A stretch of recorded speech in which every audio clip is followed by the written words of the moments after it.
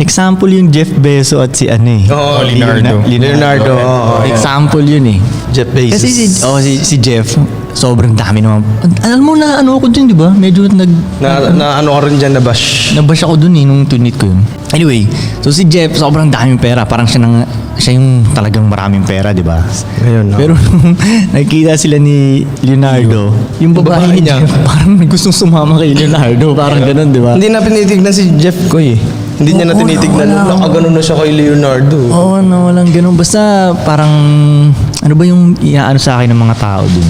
Basta sinasabi pa rin nila na si Jeff pa rin yung lamang dahil siya ngay maraming pera. Pero hindi. Bandang huli. Alam mo, sa totoo lang, mas masakit nga sa loob ni Jeff yun eh. Oo. Na mas marami kang pera pero ayaw sa'yo ng babae mo. Tapos gustong sumama dun. Mas nakakalito yun, no? Mas Nakakalito masakit sa yun, kanya. Kasama mo yung More babae money, more tapos problems.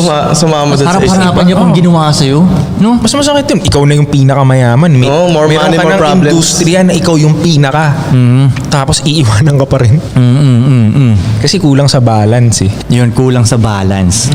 Kasi sa kung titignan mo balance yung dalawa, si Leo o si Jeff, parang mas gusto mo maging ikaw si Leo eh, di ba? Oo. Di ba, Tol? Puta, Parang, ina- Sitwasyon na yun ha. Oo. Oo, parang ganun. Mas gusto mong ikaw maging si Leo eh.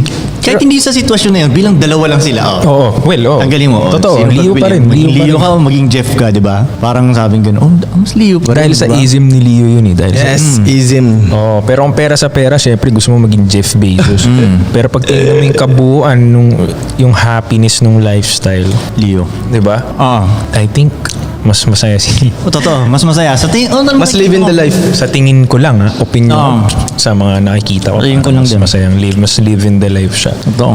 Kaya hindi talaga pwedeng puro pera lang. Mas madali nga actually maka-acquire ng pera pag inayos mo muna yung ibang department ng buhay mo eh. Oh, no. Ay, tangin na totoo yan, man. Diba? Napansin ko yun ha. Pag una mong inayos yung department talaga na iba, yung pera automatic napansin ko talaga eh. Hindi mo nga mapipigilan eh. Totoo. Pag inayos mong setup ng iba mong department, subukan mong pigilan yung cash flow. Ako sa Hindi paniniwala ko mapipigilan. dyan, ganito eh. Yung ibang tao nahihirapan ako sa kanila pag inuuna nila yung pera. Parang nahihirapan ako, parang pag tinitingnan ko sila, ang hirap ng paraan mo tol, parang gano'n. So pag unahin mo muna yung mga ibang department mo, ito kasi nangyari yan, bakit parang mas madali yung pera eh. Nagiging cool ka na tao eh. Pag nagiging cool ka na tao, gusto kang kaibiganin ng ibang mga tao eh. Cool ka eh. Kasi lahat ng tao hindi cool. Tama, Lahat ng tama. tao gusto nilang kumaibigan ng cool na tao. Tama. So sila yung kakaibigan sa'yo.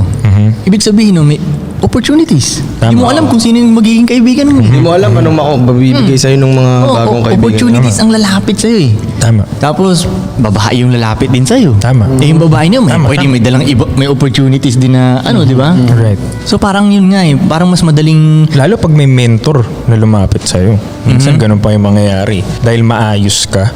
Mentor mismo lalapit Mentor ang lalapit sa'yo kasi nakikitaan tapos ka niya ng potential. Potential, no?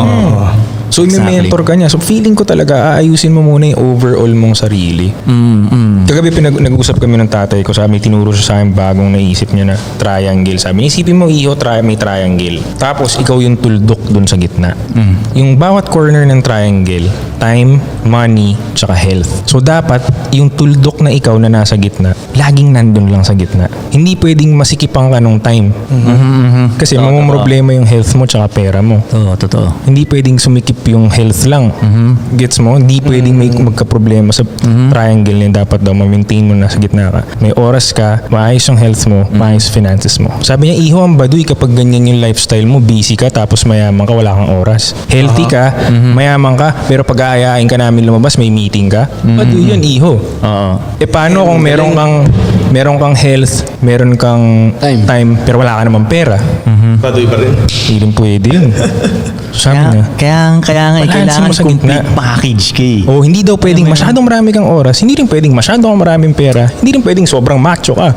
Aha. Mas maganda, igitna mo. I-try mo. Pare-pareho lang tayong 24 hours eh.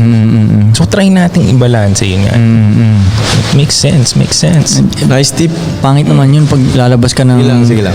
lalabas ka ng sports car mo, paglabas mo hingal ka na agad. Oo. Diba? Okay na. Kung hiningal ka sa sa pagre-rev mo. Hindi, okay alam mo yung pag lalabas ka ng kotse mo ganun, bubusina, tatama yung tiyan mo dun sa busina. Putang ina mo. Parang si Sir yun. Pwede. Sige,